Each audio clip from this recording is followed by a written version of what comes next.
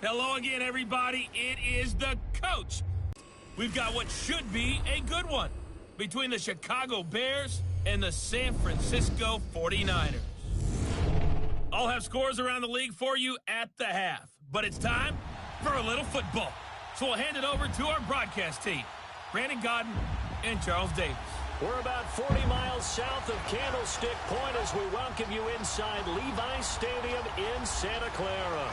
Nothing like the fanfare of introductions to an NFL game, and that was in evidence a moment ago.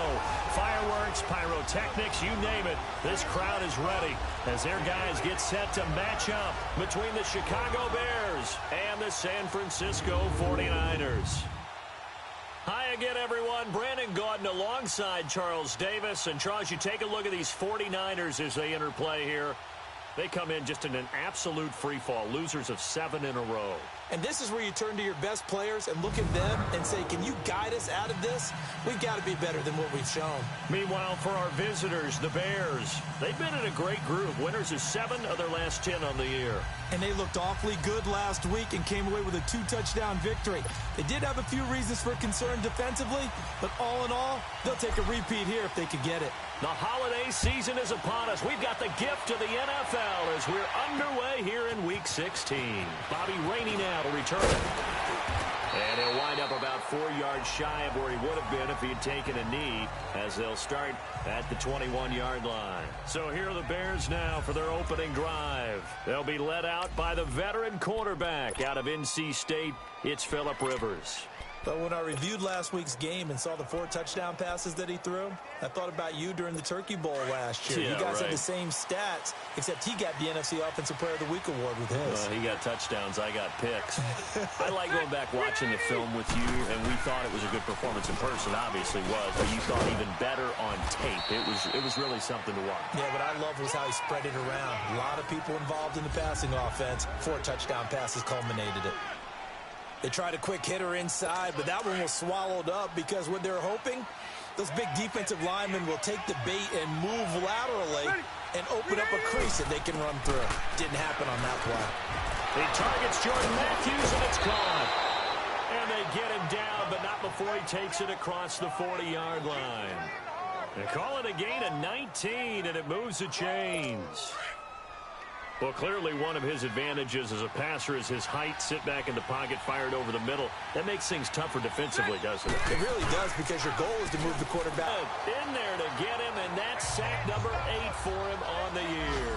So a look here at the key inactives, and we got this list before the game down on the field. And they tell us the same thing every time, don't they? Next man up. No excuses. Be ready to play. That's the mantra of every organization. The key is having guys on the roster who are capable of filling in and playing at a high level. That's when you know you've drafted well, scouted free agents well, and stocked your team just the way you're supposed to. Let's meet the starting 11 on defense for San Francisco.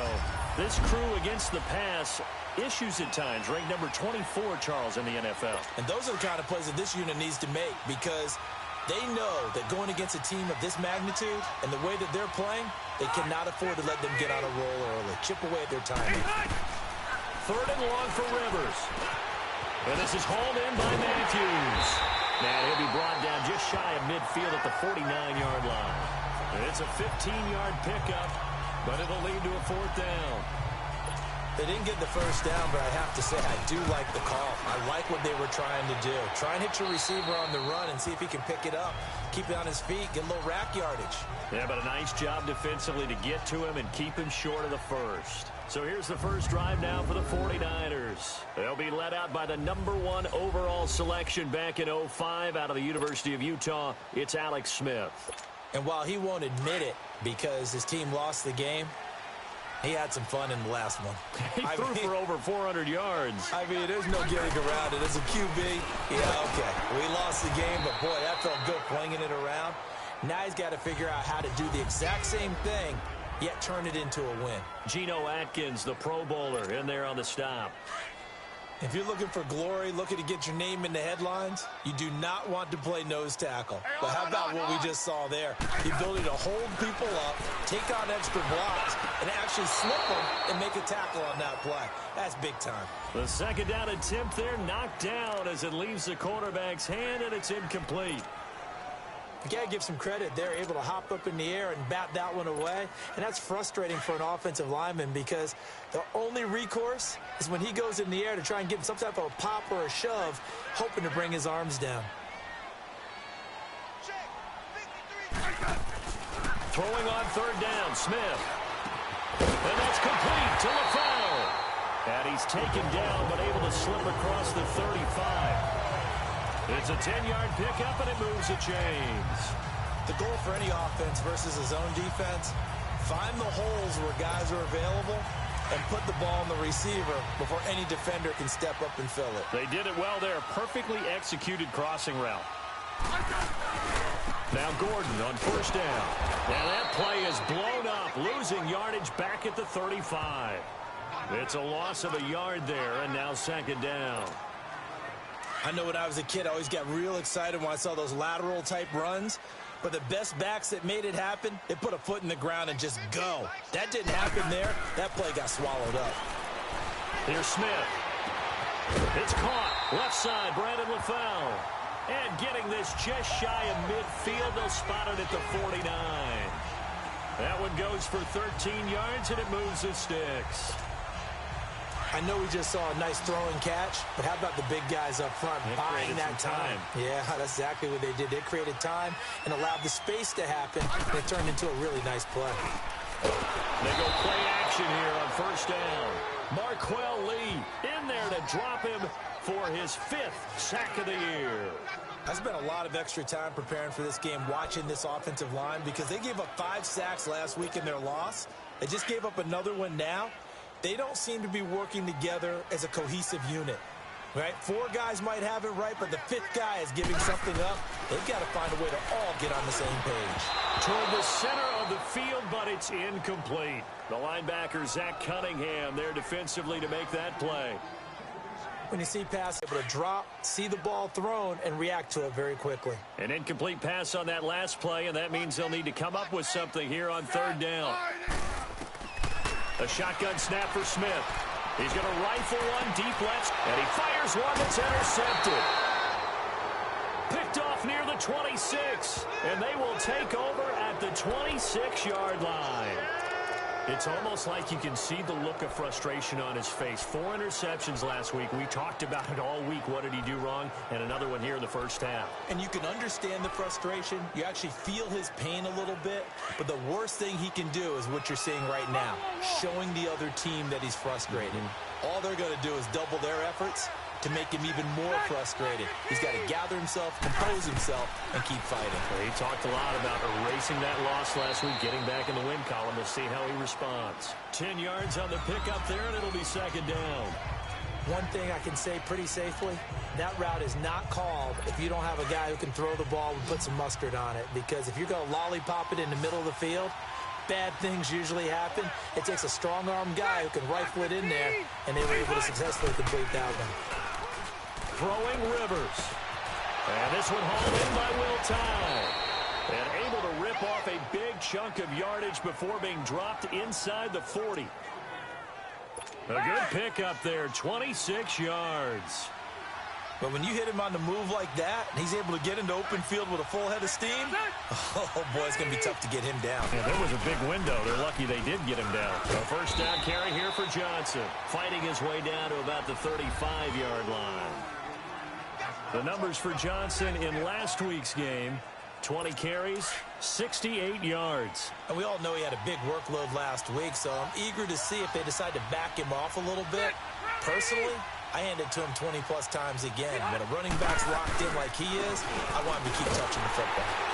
And that play going absolutely nowhere as he's belted before he could get out of the backfield. That'll be a loss of a yard, and it leads to a third down. Doubling this guy has to be a priority before moving up to the next level because the big fella, he just ate that one alive, just stuffed it. In fact, before the game, he was talking to us, and he's like, hey, These pants make me look fat. And we said, nah, man, you're just a whole lot of guy. He is well over 300 pounds. He's a big man. Not only was the call spot on, how about the execution of that defense right there? Zone was absolutely locked up tight.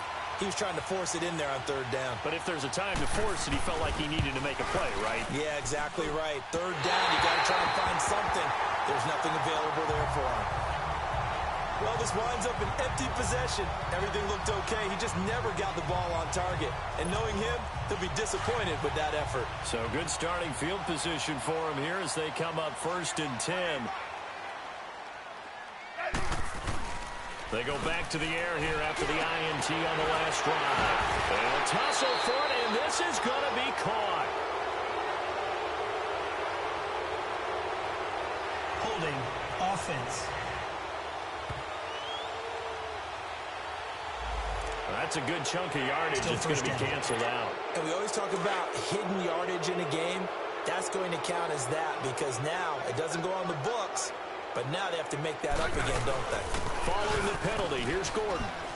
And unable to get downhill there, so he'll take this up to about the 37. North of 100 yards, the 2 scores. And, you got to give a lot of credit to the O-line. We talked a lot about him, but offensive line was good, too. They're obviously in sync with each other, whether it's zone blocking, power running game, no matter what. He understands how to read them and find the creases that they provide. Back to throw, Smith. He rifles one that's intercepted. Picked off at the 40. And he will score. Touchdown, Chicago.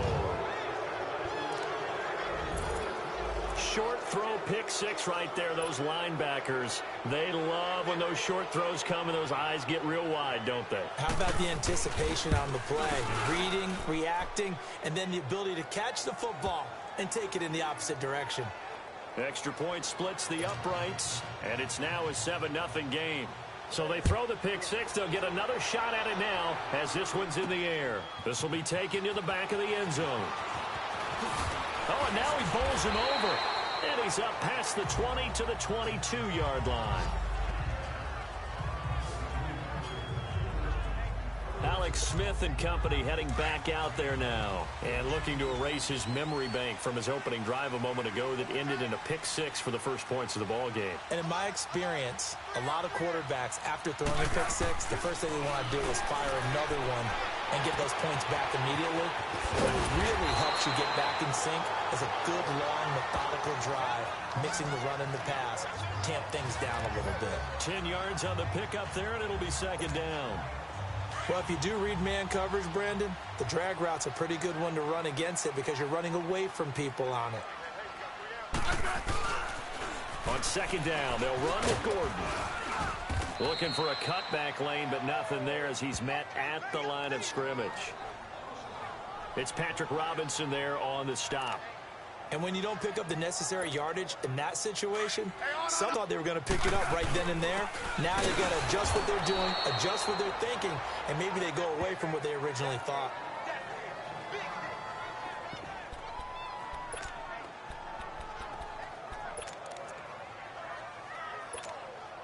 And how about this one now? In their own territory, a gutsy call. They're going to go for this on 4th and a yard. Smith keeps it on the sneak. And he's able to get it to the 33. Good enough for a 1st down. They only needed a few inches, but still some anxious moments there. But they do convert on 4th. We often hear analysts talk about a quarterback's wingspan, almost like a forward in basketball. But here's where it pays to have a long reach. They find a slight opening and are able to stick the ball forward to pick up 1st downs. And they've got it here with a 1st down.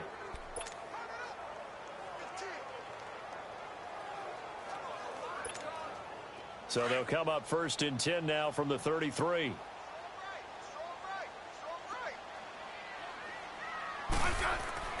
After the run, Smith going to throw. And a right side completion here by LaFleur. And they bring him to the ground just shy of midfield. 17 yards on the pickup there, and the drive will continue. good throw, good catch, but I really like the route. The drag and being able to run away from defenders, hard to stick with them for that long. Yeah, better against man than zone, or better against man, because now you're running away from someone and you're not running into a defensive player in another zone. And he'll hit his tight end, Walker. And he'll be taken down at the 44-yard line. 7 yards, the pickup on the pitch and catch. When you execute a drag or a crossing route really well and give them a chance to let it develop a little bit, you can gain some significant yardage hitting your tight end on that one. Able to get 7 on that first down pass play. 2nd and 3.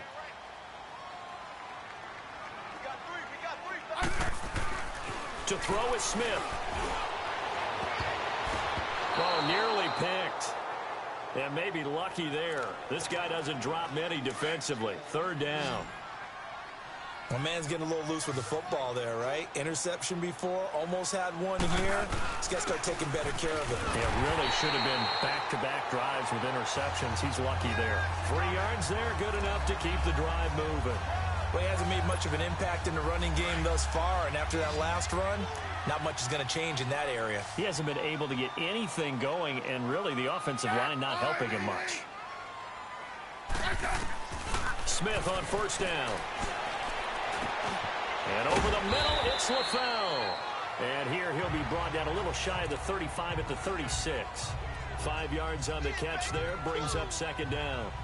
One thing you're hoping for when you run drag routes, you're able to hit a receiver in stride, and he can pick up a lot of yardage after the catch. But in this situation, the defense was effective, able to stop him before he could get a good head of steam going. Throwing right, and that's complete. And he'll work it inside the 30 to the 29-yard line. That one good for 7 as this long drive continues and the chains move again. I always laugh when people say, what's the toughest route to defend? And I'm like, any of them, especially if it's a good receiver. That makes things very difficult. But when you're running a drag route, something short, shallow, going through defenders, using guys almost as screens in order to get open, that makes things tough for guys trying to get to the football. Seeing that play and understanding just how tough it is to cover tight ends, especially the ones running around the NFL nowadays, makes me glad I didn't make it in that league. I would have had a really difficult time. But now you get to sit up here with me. Yeah, and that's fun, isn't it? And what a really nice game right there on 1st down for them.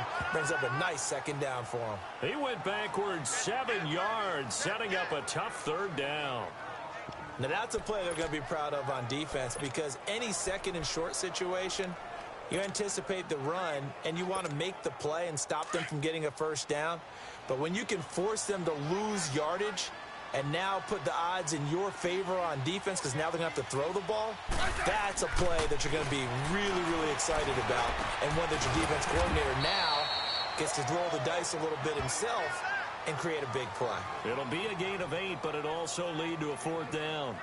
Then we got to give a little tip of the cap for the defense there. Zone coverage, locked it in tight, made it really difficult because they tried the crossing route against it, and it worked for a completion, but you have to know where the sticks are on 3rd down. Didn't get beyond them, no pickup. So they get the field goal, but that was a 14-play drive to get 3. It sounds like you're going negative on me. I was. Sounds like you're thinking the 3's just not that good. And people say that we're negative sometimes. So. Well, here's the deal. Getting the 3 is good. Obviously, you would think on a 14-play drive you're going to get 6 out of it. But that type of a drive can pay dividends later on because you might wear the defense down. Now the Bears offense ready to take over again. Last time out, they had that long 50-plus yard field goal that they missed. And I'm sure on their sideline they're thinking to themselves, okay, do we still want to try one if we're in that position again? And I would dare say that the answer would be yes. They're going to have a lot of confidence in their kicker. But just to be on the safe side, I'm sure they told their offensive guys, going to get a little bit closer this time. Closer. Yeah, I'd rather get in the end zone first and foremost. But if all else fails, less of a field goal attempt for him. And not a whole lot doing there as he'll get it up to about the 28-yard line.